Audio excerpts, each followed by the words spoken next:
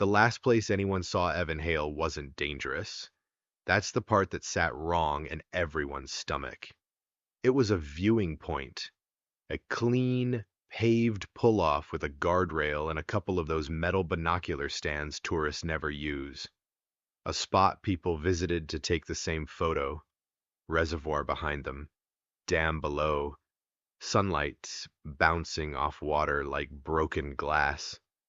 Evan had been there a dozen times, not because he was obsessed with dams, but because it was one of the few places outside town where you could stand at the edge of something big and feel for a minute like your own problems were smaller than the landscape.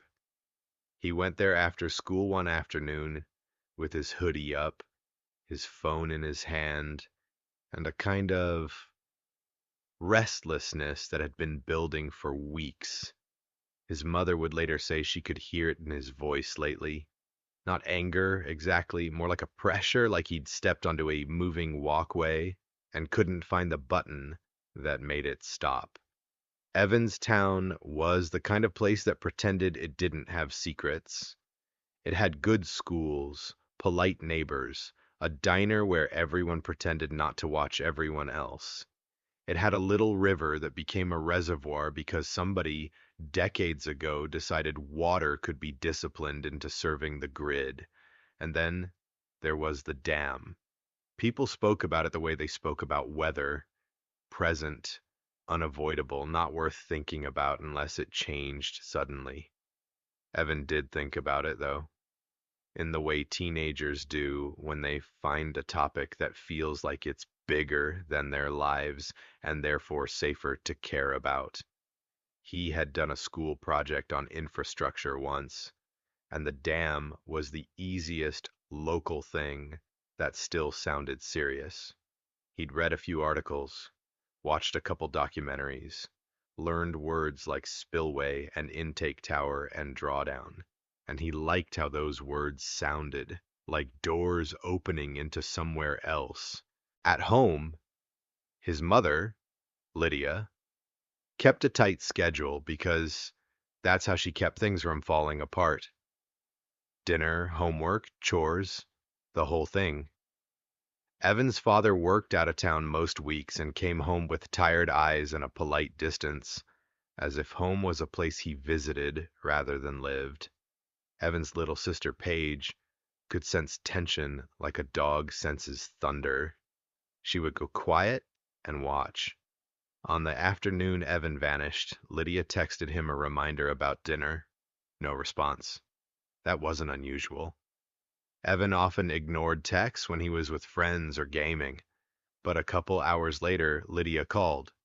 No answer. She called again, and the ring went to voicemail. She told herself he'd be home soon. She told herself 100 small excuses, the kind parents build like scaffolding around their fear.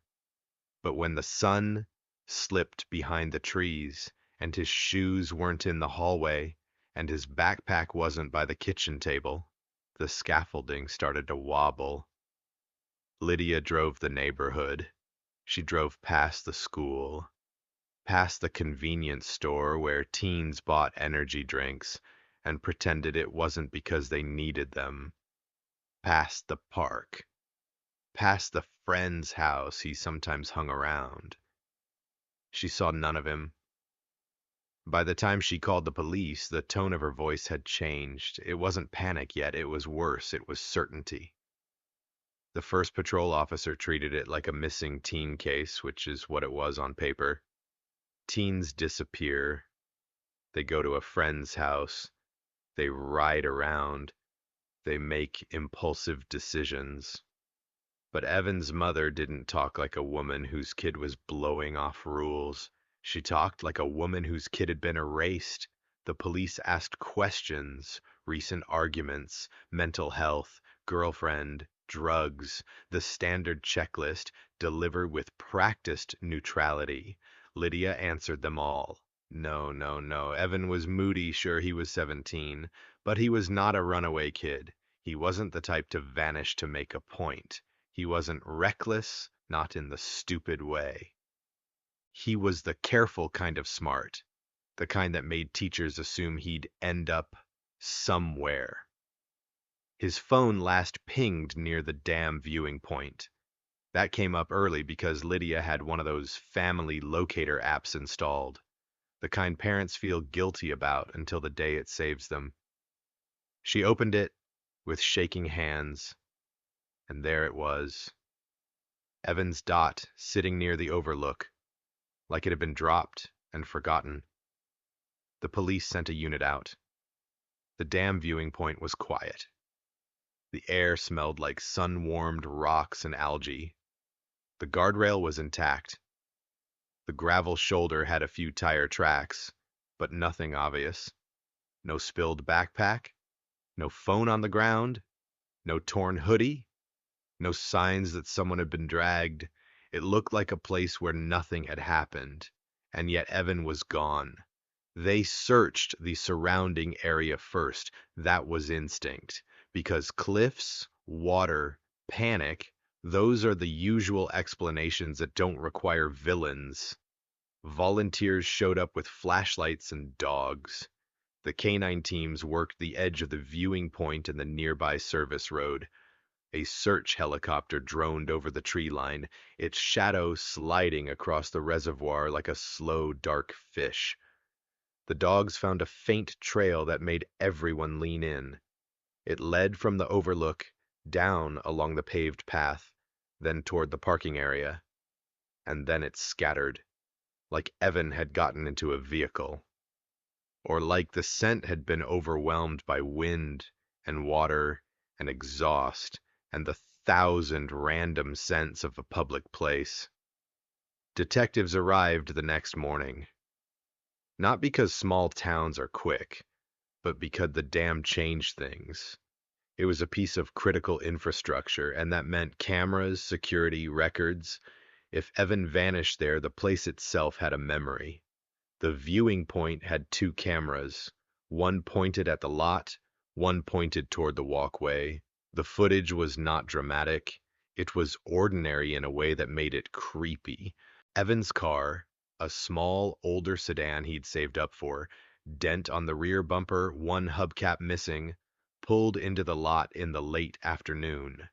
He got out alone, hoodie up, tote of his backpack slung over one shoulder.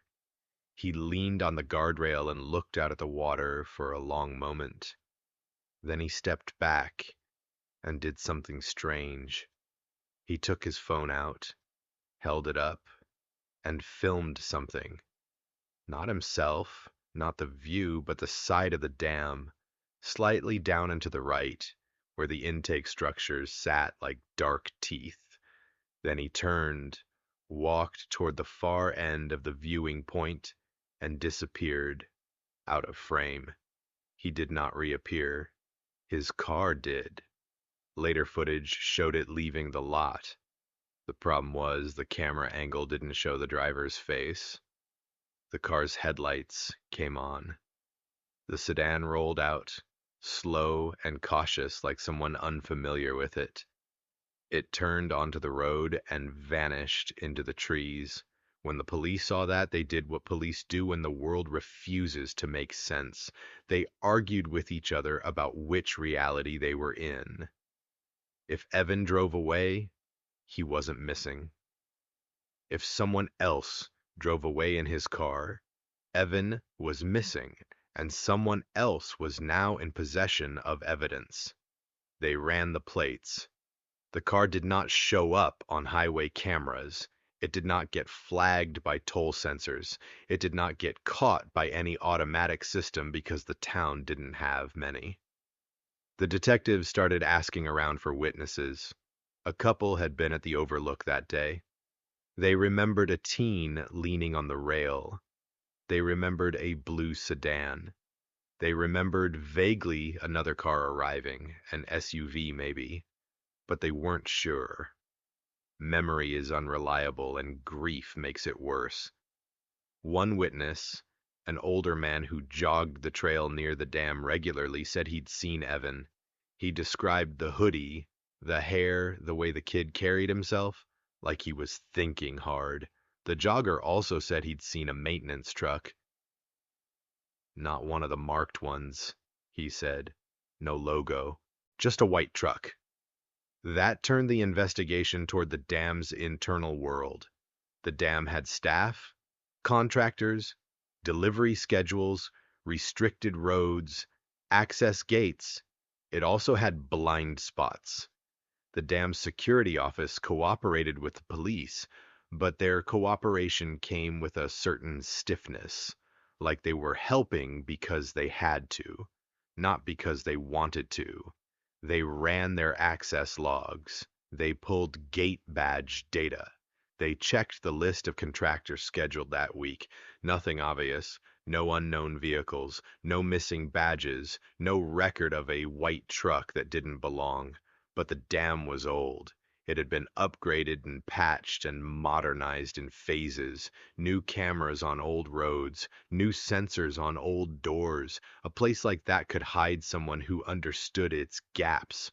For Lydia, those first days were a blur of noise and quiet.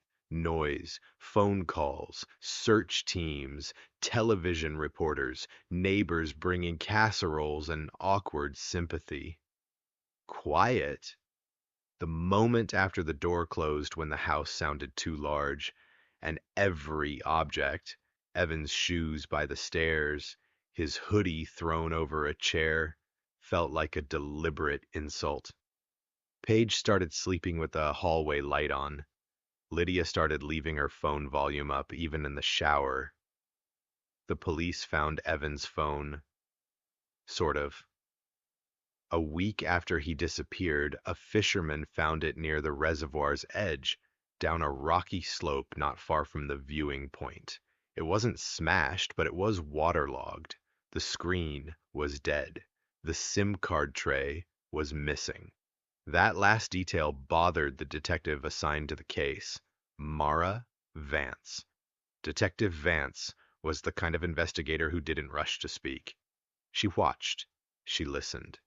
She made notes on paper instead of trusting her own memory. And she had a habit of repeating a detail until it either became normal or revealed itself as wrong.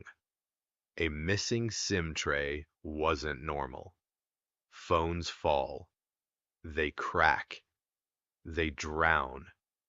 SIM trays don't pop out by accident and vanish. Vance put the phone in evidence and told the lab to do everything they could. Meanwhile, the search shifted from find Evan alive to find what happened. That change is subtle in official language. It's a pivot in tone, a new kind of question. It's the moment people stop using the word when and start using if. The dam itself became a character in town conversations. People started saying things they'd never said before. The dam was cursed. The dam was haunted. The dam was unsafe. The dam had swallowed people in the past. Most of it was nonsense. But fear always drags folklore out of storage and dusts it off. Detective Vance didn't care about curses. She cared about how Evan had walked out of frame and never returned. She cared about the blue sedan leaving without showing the driver. She cared about the way his phone had been found, close enough to matter, far enough to confuse. She pulled Evan's school records, his social media, his friend group. Evan had been quiet online lately. Not depressed, just less interested in being observed. He had started spending time with a new friend, a guy named Cole, who was the kind of kid adults described as intense because they didn't have better words. Cole wasn't a bad kid, but he had a talent for making people feel like there was something happening just beyond their understanding. When Vance interviewed Cole, he looked tired too, like someone who'd been carrying something heavy and didn't know where to put it. He told her Evan had been into something. What kind of something? Vance asked. Cole hesitated. Then he said, he thought the dam wasn't telling the truth. That sounded ridiculous, but Vance didn't laugh. Tell me what he meant, she said.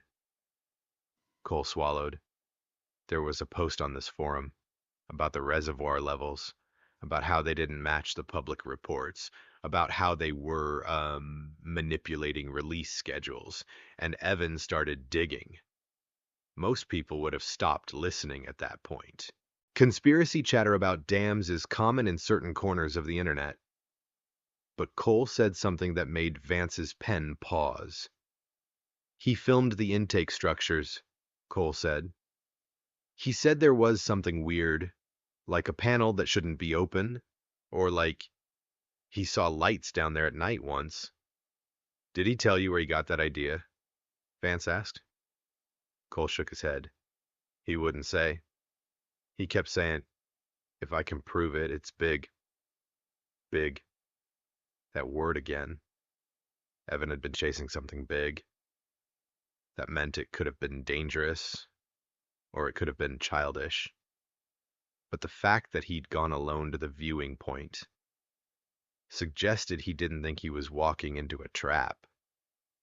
Or he thought he was careful enough. Vance asked Cole about the last time he saw Evan. Cole said Evan texted him a photo from the overlook, water shining behind him, his face half shadowed, the dam's concrete curve in the background.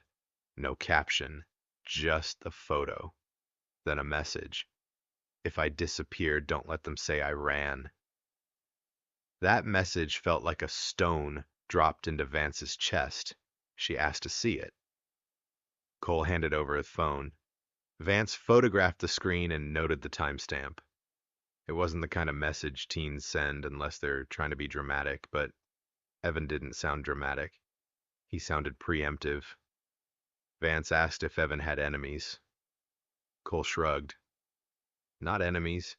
He was nosy. Nosy is another small-town word. It can mean a lot. Vance expanded the investigation to dam personnel. She requested the list of contractors who had access to the viewing point area. She requested gate logs again and again.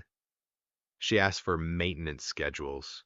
She asked for the map of service roads that ran below the overlook. The security office provided what they had, but it was a maze of paperwork and acronyms. She could feel the resistance, not outright refusal, but a constant friction, like the dam did not like being questioned. Then one morning the lab called about Evan's phone. The screen was dead, but the internal memory had survived enough to pull a partial cache, a few photos, a few short video clips. Not much. One video was the same thing the security footage hinted at. Evan filming the intake structures. The clip was shaky and short. The camera zoomed in on a section of concrete near the intake tower where a maintenance platform sat above dark water. And there, in the frame, was something that made Vance lean closer. A vehicle. Not on the public road. Not at the overlook. Below, on a service road that ran along the dam's base, a white truck sat with its lights off. It was positioned near a fenced gate that, according to maps, led to a restricted access area. The truck's passenger door opened. A figure stepped out and looked up. Evan's phone camera jerked slightly as if Evan had realized he was being watched. The video ended. Vance watched it twice more, slow. She could not identify the person. The face was a pale blur. But she could see one clear thing. The person looked up because they knew Evan was there, which meant the person either recognized Evan or had been watching the overlook. That changed the case from teen vanished to teen encountered someone, and that someone had access to areas the public didn't. The police went to the dam and demanded footage from the lower service road cameras. This time, the dam security director was less cooperative. He claimed the cameras did not cover that area. He claimed the road was monitored differently. He claimed the request would take time. Vance stared at him until he looked away. Then she did what she always did when people slowed her down. She went around them. She contacted the county water authority. She contacted state infrastructure oversight. She called in a favor from a federal inspector who owed her for an old case involving theft at a construction site. Within days, she had access to dam maintenance records that the local security office hadn't volunteered. And in those records, she found something that made her mouth go dry. A work order for the lower service gate that day. Not public, not scheduled to be visible to casual staff. A private contractor had been called in to inspect a fault reported near the intake platform. The contractor name was a small company with a forgettable title, Ridgeline Mechanical. Vance had never heard of them. She looked them up. Their registered address was a mailbox rental. Their listed phone number went to an automated answering service. She asked the dam who hired them. The dam said it was handled internally. Internally. Another word that meant stop asking. Vance did not stop asking. She got a list of personnel who had authority to request contractors. Then she started interviewing them, one by one. Most were what you'd expect. Engineers who looked at her like she was interrupting their spreadsheets, supervisors with rehearsed answers. But one man, Brent Acker, stood out because he tried too hard to appear calm. Acker was in operations, mid-level, not important enough to be famous, but important enough to have keys. He was the kind of guy who always looked slightly damp, as if anxiety sweated out through his pores. He claimed he didn't know anything about Ridgeline Mechanical. Vance showed him the work order with his approval code. He blinked. Then he said, "Oh, right, that. It was routine. The system auto-generates codes." Vance did not argue. She simply wrote down his words, and then wrote down what she thought of them privately later. Auto-generated codes do not appear attached to personal approval signatures. That night, someone broke into Lydia Hale's garage. Not the house, the garage. The door was pried open just enough to trip the alarm and then closed again. Nothing was stolen. Nothing was moved. But when Lydia went out with a flashlight, she found something that made her stomach twist. A muddy footprint on the concrete floor, and beside it, a small smear of water and silt. Reservoir mud has a distinct smell. It's not like garden soil. It's older, sourer. It carries algae and decay. Detective Vance stood in Lydia's garage and stared at that footprint for a long time. It wasn't proof. It wasn't enough for a warrant, but it was a message. Someone was reminding them the dam is still there, and they can still reach. After that, Vance stopped treating the case like it belonged only to her department. She pulled in state investigators quietly. She asked for surveillance sweeps near Lydia's house. She told Lydia to install cameras. She told Lydia, gently, that this might not be a runaway story. Lydia listened with a kind of stillness that came from exhaustion. In the months that followed, the case hardened. Leads came in, then died. Rumors flared, then collapsed. People claimed they saw Evan at a gas station 2 towns over. People claimed he'd been spotted near the river. People claimed he'd been taken by someone he trusted. Nothing held. The dam continued to do what dams do, stand there, silent, holding back a body of water that looked peaceful from above and heavy from below. Then, the reservoir started dropping. At first, it was gradual. A few inches, a foot. The exposed shoreline widened like a scar. Some people blamed drought. Others blamed planned maintenance. The official explanation was seasonal management. Vance didn't care why it was dropping. She cared what it would reveal. Because reservoirs are like time capsules.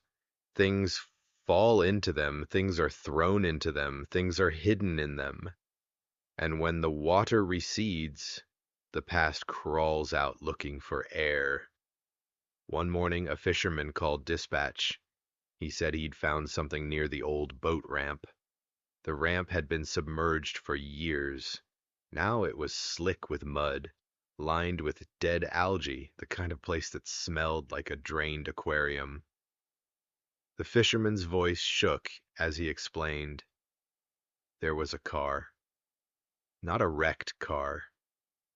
Not an abandoned shell. A car with a trunk visible above the mudline. Detective Vance arrived with a team. They stood at the edge of the exposed shoreline and stared down at the vehicle. It was a sedan, partially sunk, nose down. Waterline stains marked it like rings on a bathtub. The paint was dulled, coated in silt. It was not Evan's blue sedan, but that didn't matter. Cars in reservoirs are never good. The team waded closer. The mud sucked at boots. The air smelled of wet, rotten metal. They checked the plates. The plate was missing. Vance walked around the vehicle slowly, like she was circling a sleeping animal. The doors were closed. The windows were mostly intact. The driver's side window had a crack, webbed through it, but not shattered. The trunk lid was slightly raised, not open, but not flush. A gap, as if someone had tried to open it and failed. The trunk lock looked wrong. Newer than the car, shiny compared to the rest, like it had been replaced. Vance stared at it until the meaning settled. Someone had changed the lock after the car went into the water, or the car had gone in after the lock was changed. Either way, it wasn't an accident. They brought in divers to check around the vehicle. They found rope, not wrapped dramatically, not like a movie, just rope, cut ends, buried in silt. They pulled it out and bagged it. Then they tried the trunk. The lock resisted. Of course it did. They used a slim tool. Nothing. They used a key kit. Nothing. Finally, they forced it, carefully, trying not to destroy what might be inside. The trunk opened with a groan like something exhaling. Everyone expected the worst. That's what adults do in missing person cases. They train their hearts to accept the worst because hope can be cruel. But what they found inside was complicated, not empty, not a body, a bundle. A large plastic storage tote with a snapped lid, sealed with duct tape and wrapped in a trash bag. The kind of container people use for camping gear, holiday decorations, anything they don't want wet, except this one had been sitting in a trunk underwater. And yet, when Vance touched it, she felt something strange. The lid wasn't swollen, the tape wasn't peeling, the tote felt tight, like it had been packed with intention and then protected. They lifted it out. It was heavy. They carried it to a tarp area, set up on higher ground, away from the mudline, away from the curious eyes that always gather when the water gives up secrets. Vance cut the tape. The tote lid popped. Inside was another layer, sealed plastic bags, double wrapped, taped shut with careful lines. Someone had wanted what was inside to stay dry. Vance opened the first bag. A hoodie. Dark, damp smelling but not soaked through, mud stained at the hem. Familiar in a way that made Lydia's heart stop when she later saw the photo. It was Evan's hoodie. The second bag contained a pair of sneakers, one still laced, the soles packed with dried silt. The third bag contained a notebook, not soggy, not warped, not swollen, dry. A cheap spiral notebook with a plastic cover, the kind students buy in bulk at the start of the year. It was the kind of notebook Evan used. Vance opened it carefully. The first page had Evan's handwriting. Messy but distinctive. He had written a list, not homework, not lyrics, not teenage scribbles, a list of observations, words like intake platform, service road, gate, lights, truck. He had drawn a crude map of the viewing point in the lower road, and at the bottom of the page, he had written a sentence that made Vance's stomach twist. They want me to think the water hides everything. The trunk wasn't the end of the story. It was the beginning of the part someone had tried to bury. The next bag held Evan's phone case. Not the phone, just the case. Cracked along one corner. Another bag held a keychain with a small metal tag. The tag was stamped with letters. No numbers, no words that meant anything to Lydia at first. Just an identifier that looked like it belonged to machinery. Vance recognized the style. It looked like an equipment tag, the kind used in industrial facilities to label valves, access points, panels, damn language. The last bag in the tote was the one that made everyone fall silent. Inside was a small black flash drive, no label, no brand visible, just plastic and a metal connector, a small object that could carry a whole life.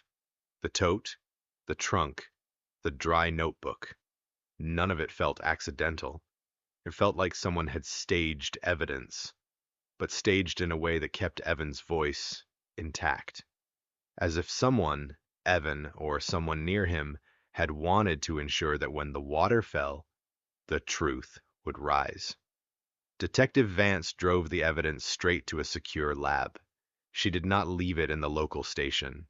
She did not hand it off casually. She treated it like a live wire. Then she went back to the dam. She walked the viewing point again. She stood at the guardrail and looked down at the intake structures. She imagined Evan standing there filming, realizing someone was below looking up. She imagined the white truck. She imagined Evan being approached, not necessarily grabbed, but persuaded, lured, told something. Maybe someone said they needed help. Maybe someone claimed there was a safety issue. Maybe someone used the dam's authority like a badge, because teens, even smart ones, will often step toward danger if it looks like responsibility. Vance asked the dam for access to the lower service road again. This time she didn't ask politely. She brought state investigators with her. The dam's leadership gave her the same calm resistance, but they could feel the pressure now. They could feel the weight of a sealed trunk rising out of their reservoir, dragging their secrets behind it. They allowed Vance down with an escort. The lower service road felt different from above. It was narrow, fenced, pressed up against concrete. The air was cooler down there. The dam's shadow made the world feel narrower, as if the structure was leaning in. Vance walked to the gate Evan had filmed. The fence was old. The lock was newer. The gravel near the gate had been recently disturbed, even though there was no scheduled work there. She looked at the bolts. Then she looked at the ground. And there, half buried, was a small piece of plastic, broken, scratched, faded. It looked like part of a temporary contractor badge clip. Not Evan's, something else. They followed the fence line. They found a service hatch built into the concrete. Officially, it was a maintenance access point. Unofficially, it was a place you could disappear into if you had the key and the nerve. Vance asked the escort for the key.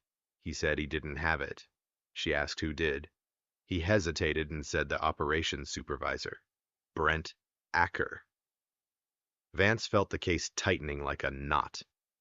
The lab called that evening about the flash drive. It contained video. Not a lot. Not a polished documentary. Clips, fragments, shaky shots, as if recorded quickly and then hidden. The first clip was from the viewing point.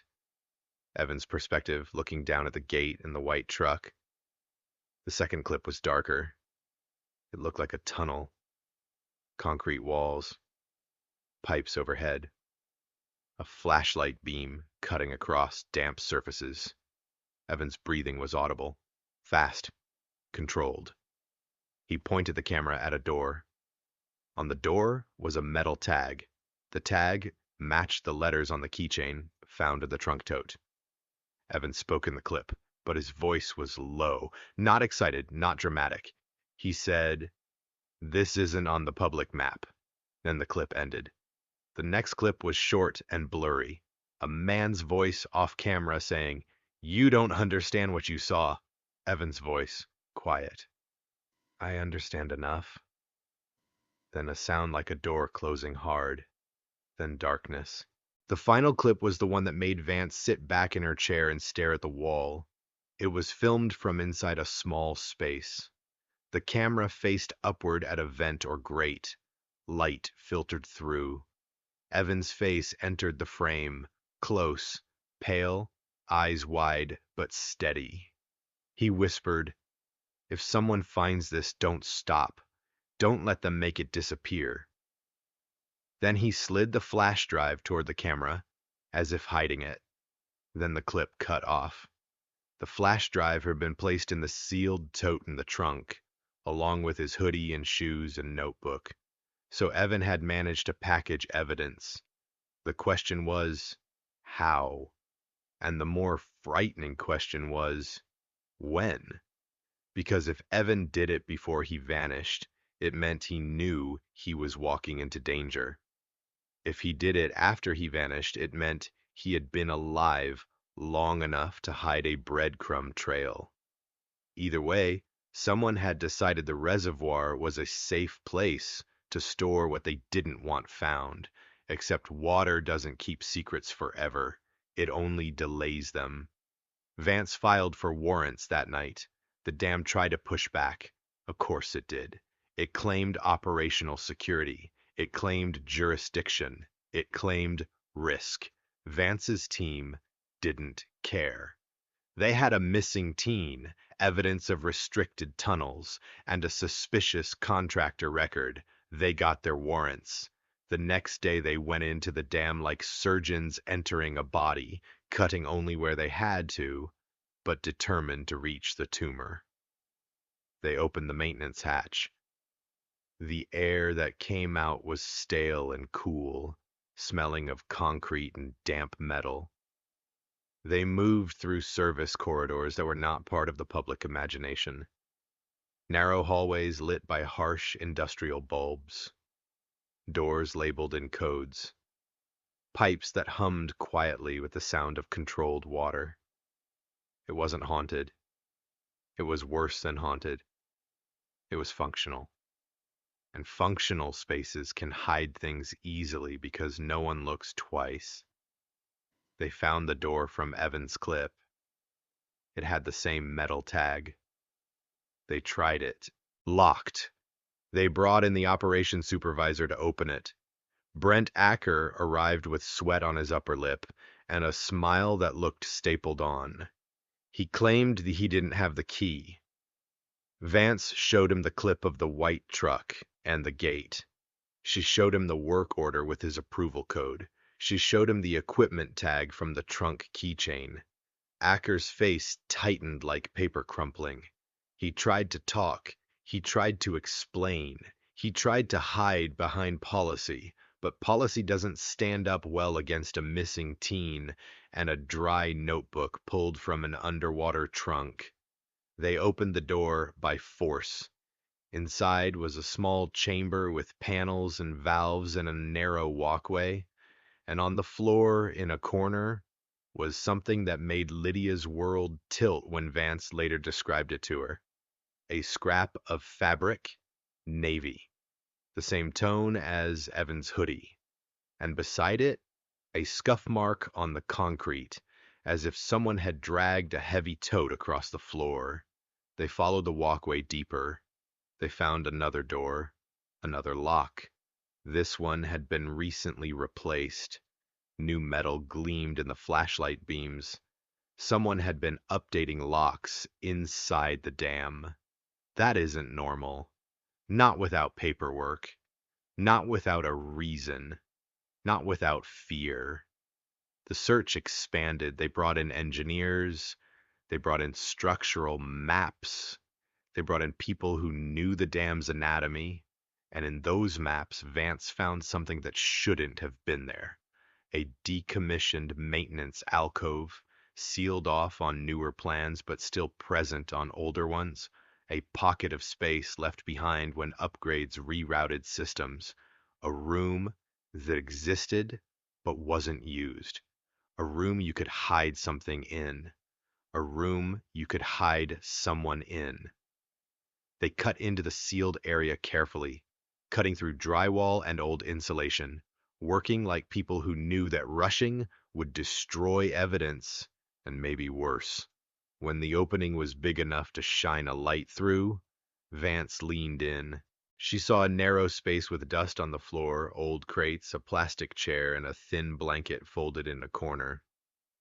Not a camp. Not a long-term living space. More like a waiting room for something nobody wanted to admit. And on the wall, scratched faintly into the concrete, were letters that looked like someone had carved them with a nail. VAN. Lydia would later press her hand to her mouth when she heard that, like she could hold a scream inside. But Evan was not there. Not in that room. Not in that sealed pocket. The dam swallowed space in complicated ways, and it turned out there were more pockets, more corridors, more places that had been temporarily closed and then forgotten. The investigation turned into a hunt through concrete. At the same time, Vance's team pursued Ridgeline Mechanical. The mailbox address led nowhere. The phone number led nowhere. But the work order had required a payment trail. Money doesn't vanish as easily as teens do. They traced the contractor payments through a chain of accounts until they found a name, a real name, attached to a real person, Acker. Brent Acker had created the contractor. He had used it to authorize private work orders. He had used it to justify access. And he had used it to move something or someone through the dam's restricted routes. When Vance confronted him with that, the last of his calm fell apart. He didn't confess like a movie villain. He didn't deliver a monologue. He did what guilty people often do when they realize the walls are closing in. He begged. He said he didn't mean for anyone to get hurt. He said he was only trying to keep things quiet. He said the dam had problems, and if certain issues got public, careers would end, contracts would be canceled, lawsuits would happen. Vance listened with her face still. Then she asked the only question that mattered. Where is Evan? Acker's eyes flicked away. That flick was enough. The next hours moved fast. State investigators took over parts of the questioning. Engineers opened more areas. Dogs moved through tunnels. A search team found a service ladder leading to an old spillway access corridor that had been sealed but not welded shut. They pried it open. They descended. The air became colder. The sound of water became louder, a distant roar that felt alive, and then behind another door, this one secured with a padlock that looked hastily installed, they found what the sealed trunk had been hinting at all along. Not a body, not a tragedy, a space someone had used to hide. A cramped concrete utility room with a cot, a jug of water, and a few energy bar wrappers. Evidence of someone being held. Not for years, not for decades, for months. Vance stepped inside and felt something shift. Because if Evan had been held here, it meant he had been alive recently enough for someone to keep him fed and hidden. And if someone kept him alive, it meant someone had a reason. A reason that went beyond panic about bad press. They searched deeper, following maintenance routes that connected to the dam's downstream side, where outflow structures led to the river below. And there, through a service hatch that opened onto a narrow exterior platform, one of the search team found something small and simple and devastating. A scrap of paper tucked into a bolt seam. It was damp, but readable. 3 words in Evan's handwriting. Not in here. A message left for someone who knew to look. Evan had moved, or been moved. Either way, the dam had not finished with him. That's when Vance realized the trunk in the reservoir had never been intended as a burial. It had been a timer, a contingency, a way to release evidence later, when the water dropped and the public was watching and the dam couldn't quietly bury the problem. Evan had either planned that or someone had planned it for him. And that meant there was still one last question hanging over the reservoir like fog. If the trunk was the reveal, what was the distraction? Vance didn't leave the dam that night. She stayed until morning, drinking bad coffee and staring at maps like they were a language she could force to confess. Then, just before dawn, a call came in from a rural deputy downriver. A teen matching Evan's description had been found near the old river access road, miles from the dam, exhausted, muddy, alive. He had stumbled out of the tree line and collapsed beside a locked maintenance gate. He had one shoe on. He had no hoodie. He had no phone. He had a look in his eyes that made the deputy stop asking questions and start calling for help. When Vance arrived, Evan was sitting in the back of an ambulance, wrapped in a blanket, staring at his hands. He didn't cry. Not right away. He looked like someone who had spent a long time inside a place that didn't care whether he breathed. Vance didn't interrogate him. She didn't press him hard. She asked one question, softly because she needed to know whether she was dealing with an accident, a panic cover-up, or something colder. Evan swallowed. His voice was rough. He said, "They told me the dam eats mistakes." That sentence made Vance's spine go cold, because it wasn't teen drama. It was the kind of phrase people use when they've heard the same excuse repeated until it becomes policy. The story Evan gave later, once he was stable, once Lydia had held him so tight he could barely breathe, was not simple. He had seen the truck below. The man had looked up. Then minutes later, a maintenance worker had approached him at the viewing point. The worker had spoken calmly like an adult who belonged there. He had said there was a safety issue. He had said Evan shouldn't be filming restricted areas. He had said he needed to come down and delete footage. Evan, stubborn and curious, had refused. That's when the tone changed. Not violent, not loud, just firm. And suddenly Evan realized he was alone at a place where authority could become a trap. He tried to walk away. He tried to keep his phone. He tried to keep control of the situation. He didn't. He was taken through the service road gate down into the dam's hidden corridors. He was held not because they wanted to harm him, but because he had seen something he wasn't supposed to see and recorded it. He had found a way to stash evidence, his hoodie, his shoes, his notebook, the flash drive, inside a sealed tote. He had convinced one frightened worker to help him get it into a car trunk that was already destined for the reservoir. A trunk meant to vanish. He had turned it into a message. Months later, when the water dropped, the message was found. And once it was found, the dam could no longer pretend it was just concrete and water. It had been a system, and systems, when threatened, can do terrible things quietly. In the weeks after Evan returned, the town learned what it had been living beside.